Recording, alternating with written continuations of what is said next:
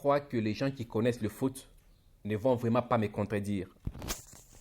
Les gens qui maîtrisent mieux le football vont devoir comprendre ce que je veux dire.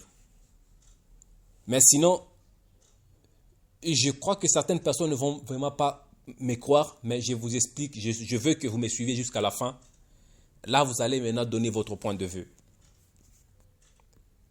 Depuis un certain temps, nous avons des joueurs d'aile, les ailiers, que ce soit du côté gauche ou du côté droite.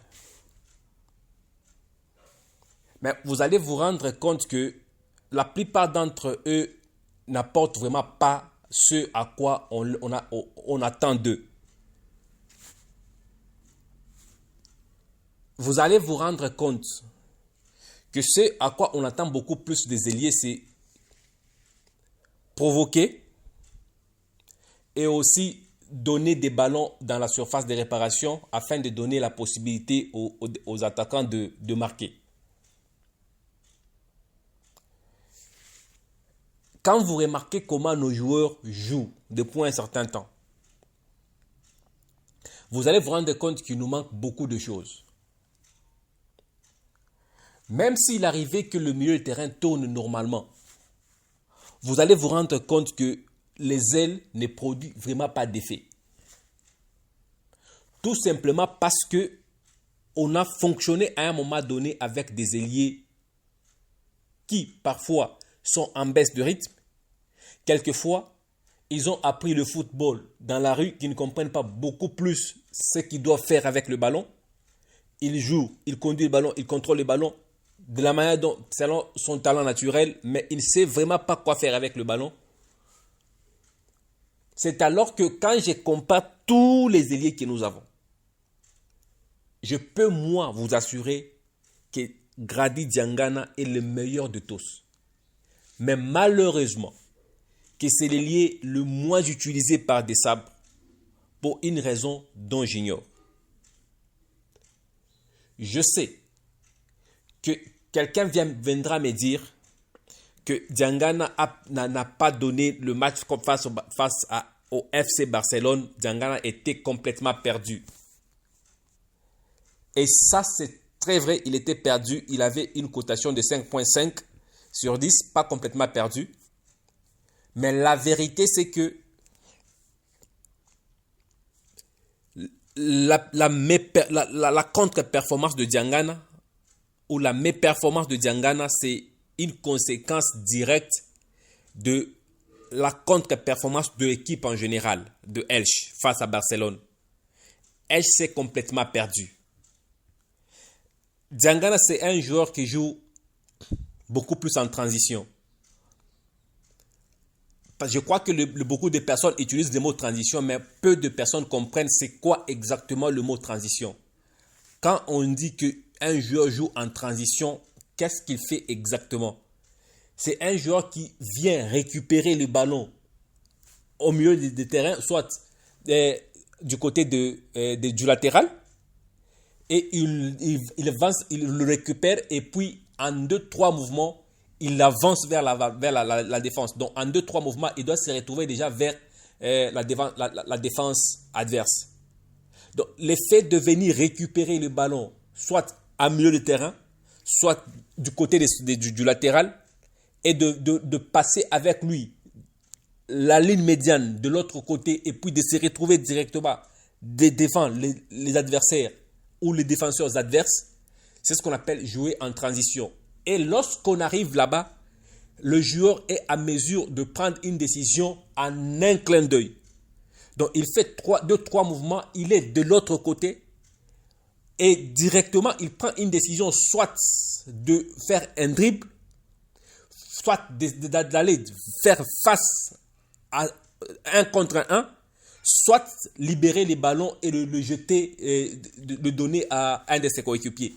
Cette façon de faire les choses, c'est ce qu'on appelle un joueur qui joue en transition. Beaucoup de personnes utilisent ce mot, mais sans pour autant le comprendre exactement ce que ça veut dire. C'était juste un point que je voulais soulever. Et Diangana est le joueur le mieux placé pour faire ces mouvements. Mais ce qui s'est passé au jour disons, face à Barcelone, c'est que le milieu de terrain était complètement bouffé par le FC Barcelone. Aucun milieu de Elche ne bougeait. Et ils étaient obligés de jouer tous en bloc bas.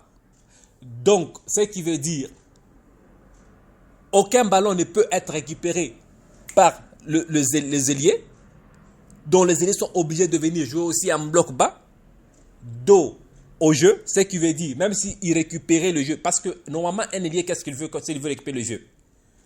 On lui lance les ballons devant lui. C'est à partir de ça qu'il prend la décision.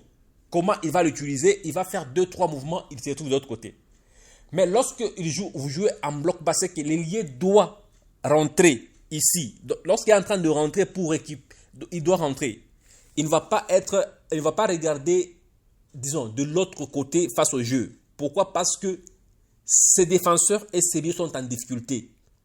Ils ne sauront pas récupérer les ballons pour lui lancer. Donc, il est obligé de venir donner l'appui à ses milieux pour qu'ils arrivent quand même à bouger d'abord les choses. Et même si on récupère les ballons, on lui donne, il sera dos au jeu. Ça sera difficile d'être dans son jeu.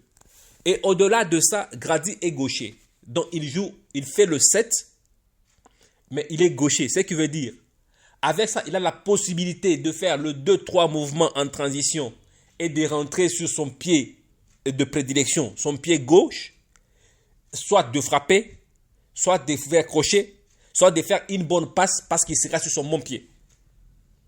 Mais lorsque vous jouez avec un 7 droitier, là c'est compliqué.